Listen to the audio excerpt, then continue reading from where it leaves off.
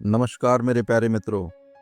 दोस्तों, क्या आपने कभी सोचा है कि इस कलयुग में लोग इतनी सुविधाओं के बावजूद भी दुखी क्यों हैं? चारों तरफ भीड़ है, चमक दमक है, लेकिन मन के अंदर उदासी, खालीपन और तनाव है। बहुत ही स्ट्रेस में है आज का आदमी। यही कलयुग की असली पहचान है मित्रों। बाहर शोर है लेकिन मन के भीतर बहुत सन्नाटा है। आदमी अंदर से बहुत ही दुखी है। आज का आदमी बहुत ही ज़्यादा परेशान है। पहले के युगों में राक्षस, दैत्य और असुर लोगों को परेशान करते थे, जो भारी थे। हमें पता था कि ये सब बाहर से है, लेकिन आज का मनुष्य का मन ही उसको परेशान कर रहा है। मानसिक तनाव बहुत ज़्यादा बढ़ चुका है। तनाव केवल बाहरी कारणों से नहीं आ रहा है, असली कारण है उसका मन और मन का खालीपन। उस खालीपन को भरने के लिए लोग जिन्हें क्या क्या प्रकार के शौक कर रहे हैं, कृत्य कर रहे हैं, काम कर रहे हैं, जिससे कि खुशी मिले, लेकिन खुशी नहीं मिल पा रही है। इस कारण आदमी बहुत परेशान है। कलयुग में इंसान ईश्वर से दूर हो रहा है। जब मन का संबंध आत्मा और परमात्मा से टूट जाता है, तब स्वाभाविक रूप से बेचैनी और उदासी बढ़ती है। हम लाखों लोगों से घिरे होते हैं, लेकिन भीतर अकेले होते हैं। यही अकेलापन तनाव, चिंता और उदासी को जन्म देता है मित्रों। दोस्तों, शास्त्रों में कहा गया है कि कलयुग में धर्म का केवल एक भाग शेष रहेगा। सत्य, दया, करुणा और संयम धीरे धीरे लुप्त होते जाएंगे। मनुष्य बाहर से हंसता हुआ दिखेगा, लेकिन भीतर से टूटा हुआ होगा। इंसान के रिश्ते कमजोर होंगे, विश्वास टूटेगा और हर जगह दौड़ भाग बढ़ेगी, धोखाधड़ी बढ़ेगी। लोग एक दूसरे की मदद नहीं करेंगे, सब कुछ खत्म होता जाएगा। यही कारण है कि आज की पीढ़ी सबसे ज़्यादा मेंटल स्ट्रेस और डिप्रेशन से जूझ रही है। दोस्तों, हमारे ग्रंथों में ये सब चीज़ पहले ही बता दी गई थी।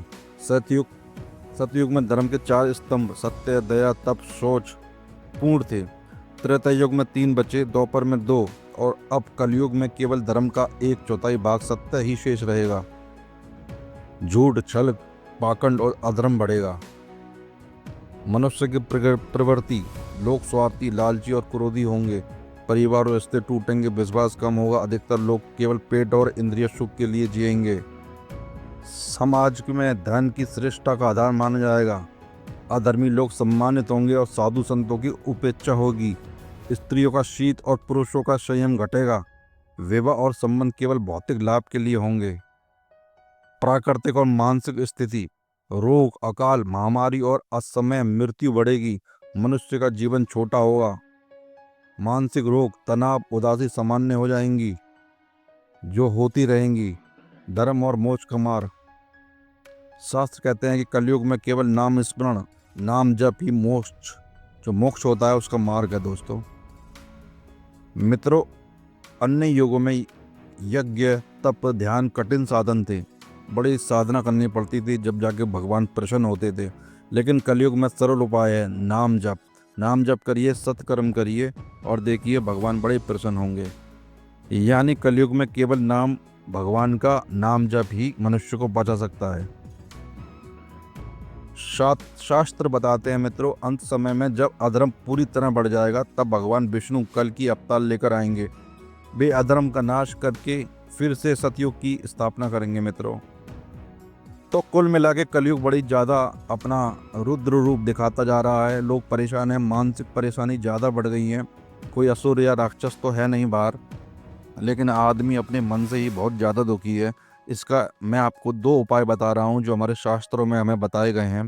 दोस्तों, पहला तो नाम जप कीजिए मन से, और दूसरा सत्कर्म कीजिए। अब आप कहेंगे नाम जप और सत्कर्म करेंगे तो दुनिया हमें बेवकूफ़ बना देगी, हम सीधे हो जाएंगे, हम सच्चे हो जाएंगे, लोगों का भला करेंगे तो दुनिया हमें पागल बना देगी, धोखा दे देगी।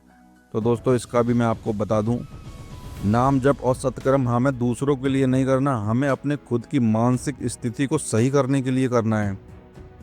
नाम जप और सत्कर्म से हम सकारात्मक होते हैं। हमारे चारों ओर एक ऐसा ऑरा होता है जिससे कि हम जो नेगेटिविटी से बचते हैं। और सत्कर्म से हमारे अंदर ऐसे केमिकल्स निकलते हैं, खुशी वाले, आनंद वाले, जो हमें परमानंद देते हैं, जिससे हमारा मन बड़ा शांत और खुश रहता है पूरे दिन। जिससे कि हम सही डिसीजन ले सकें, क्रोध से बच सकें और अपनी जो हम काम करते हैं उस पर पूरा ध्यान लगा सकें। ये नाम जप और सत्कर्म हमें दूसरों के लिए नहीं करना, अपने खुद के लिए करना है। हम अपनी खुशी के लिए करना है, अपनी विवेक को बढ़ाने के लिए करना है। जब हमारा विवेक अच्छी तरह से काम करेगा तो हम लोगों को समझेंगे कौन हमें धोखा दे रहा है, कौन हमारा प्रिय है, कौन हमारा गलत चाहता है। नाम जप कीजिए और सत्कर्म के अंदर आप दया भाव जीवों के प्रति रखिए, उनको दान दीजिए, उनको कबूतरों को, चींटियों को, मछलियों को या कोई भी पशुओं को आप भोजन कराइए, और जिससे कि आपको आनंद मिलेगा, आपको शांति मिलेगी, आपको सुख मिलेगा इस कलयुग में, और भगवान भी प्रसन्न होते हैं। साथ ही नाम जप भी करते रहिए, जिससे कि आपकी मानसिक स्थिति सही रहेगी। इस कलयुग में बहुत ही ज़्यादा आदमी परेशान है, मानसिक रूप से ज़्यादा परेशान है। तो एक ही उपाय है नाम जप, और दूसरा उपाय है सत्कर्म, अच्छे कर्म करते रहिए। तो आप इस कलयुग से बचे रहेंगे। आप सतयुग और द्वापर युग की भांति अपने जीवन को यापन करते रहेंगे। दोस्तों, आशा करता हूँ मेरी बात को आप समझे होंगे। इसी प्रकार के जीवन को परिवर्तित करने वाले वीडियो देखने के लिए मेरे चैनल को सब्सक्राइब जरूर कर दें और लाइक कर दें। धन्यवाद दोस्तों। हरे कृष्णा।